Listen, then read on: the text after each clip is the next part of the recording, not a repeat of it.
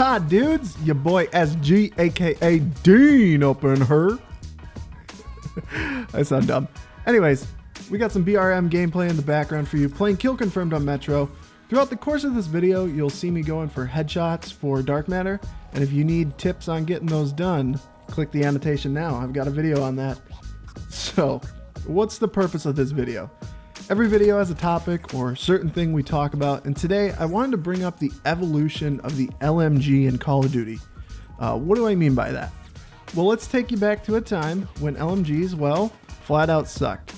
And where we're going to start this story off is Call of Duty 4. In Call of Duty 4, if you looked at the game from a base standpoint, basically assault rifles and SMGs dominate it. The assault rifles and SMGs are really where you went to if you wanted to do consistently well at the game. The shotguns and the sniper rifles were really used for fun, I guess you could say. And when the Call of Duty community on YouTube started to take off, that's when the sniper rifles sort of became a little bit more of a viable option, or at least something that people gravitated more towards. Now the LMGs were kind of just left alone. Those were kind of the redheaded stepchild of the crew. You had these 5 weapon tiers, and 2 of them were more for competitive, and the other 2 were more for fun. When you looked at the LMG, it was just kind of left alone. And why is that?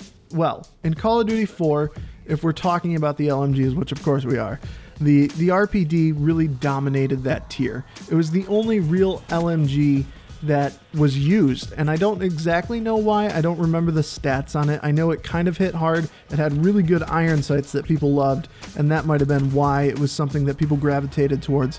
But in terms of the LMGs, the RPD is really the only one in Call of Duty 4 that was used. Now, when we jump over to World at War, the LMGs sort of had a place, but it's mostly only because they were really the only other fully automatic weapon in the game other than the SMG. So that's kind of where they found their niche, but they really weren't anything special. In Modern Warfare 2, all of the guns were good. The assault rifles were awesome. The SMGs were good. And the LMGs were all very strong.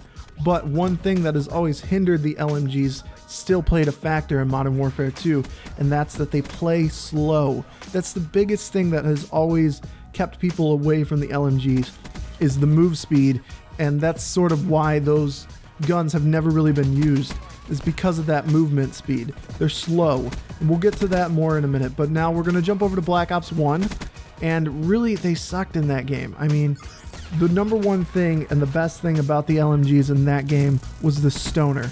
That was when things started kind of being innovated in terms of the LMGs.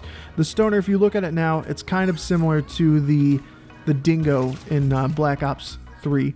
It's a real fast fire rate assault, or LMG rather, and it sort of played that role of a hybrid LMG assault rifle. And that's where things started to change. In Modern Warfare 3, they were really forgettable, but in Black Ops 2, that's where they took things seriously. The target finder was a big thing for LMG users in that. I know a lot of people in the community aren't fans of them. The target finder, I guess, gave you a little bit more sticky aim, a little bit more aim assist. But let's get back to why people don't use LMGs, or why people haven't used LMGs in the past. And that's because they're big and bulky and slow. They're hard to use usually because of this. They're heavy hitters. They usually pack a really good punch in terms of damage per bullet. I almost said damage per bullet. That doesn't make sense. Damage per bullet. And they usually have a slow fire rate to them. In Black Ops 3, we've seen things change a little bit in terms of the LMG. The Dingo, I think, is a really good example of this. The Dingo fires really quickly. It doesn't have super damage, but it fires fast, and that's something new that we don't really see with LMGs.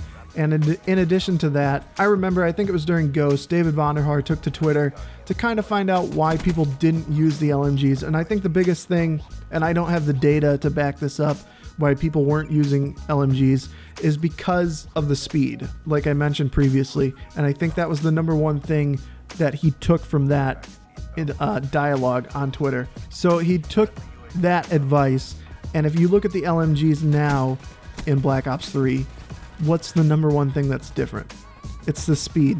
You have like a 90% run speed or sprint speed, which is on par with assault rifles now, and that's the biggest difference in the LMGs, and I think they honestly nailed it in this game. If you talk about balance in Call of Duty, a lot of people say that balance is just when one tier is really good. If you look at the assault rifles or the SMGs, are they good? That's when people really say things are balanced, but they forget the LMGs, and I think Black Ops 3 has done a really good job balancing them. So if you like this video, give it a like. If not, feel free to give it a dislike. Kind of ramble a little bit towards the end. And yeah, I'll see you guys in the comments below.